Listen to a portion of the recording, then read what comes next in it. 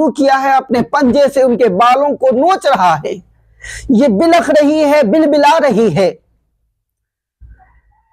تو یہ بڑھیا اس عورت کے پاس جاتی ہے جن کے پاس پرندہ آیا اور ہوا کرنے لگا اپنے پروں کے ذریعے سے، جنہیں نعمت جنت حاصل ہوا تھا۔ انہیں جا کر کے کہتی ہے، اے بیبی یہ بتائے کہ آپ کو یہ نعمت کیسے میسر ہوا اور آپ کے لیے یہ رحمانی فضل کیسے عطا ہوا؟ تو وہ فرماتی ہے کہ میں نیکوکار تو تھی،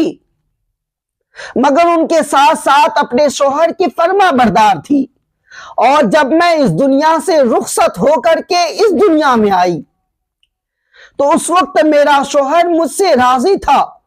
اور میرے شوہر کے رضا مندی کے وجہ سے، میرے شوہر کا مجھ سے راضی ہونے کی وجہ سے رب قدیر نے مجھے یہ انعام، یہ اکرام، یہ فضل عطا کیا کہ رب قدیر میرے لیے یہ آشائش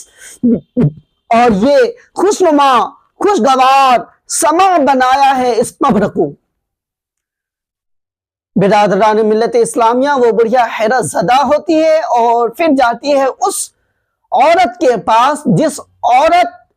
کو کہ پرندہ آ کر کے چونچ مار رہا تھا اور اپنے پنجوں سے اس کے بالوں کو نوچ رہا تھا،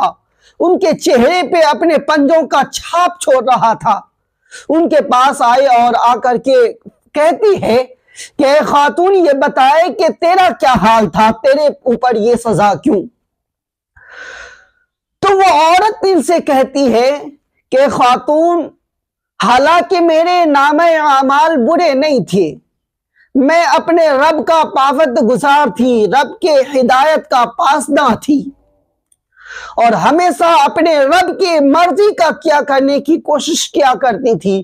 اور حال یہ ہوا کہ میری موت اپنے رب کی رضامندی میں گزر گیا۔ مگر کبھی ایسا بھی وقت آتا کہ میرے شوہر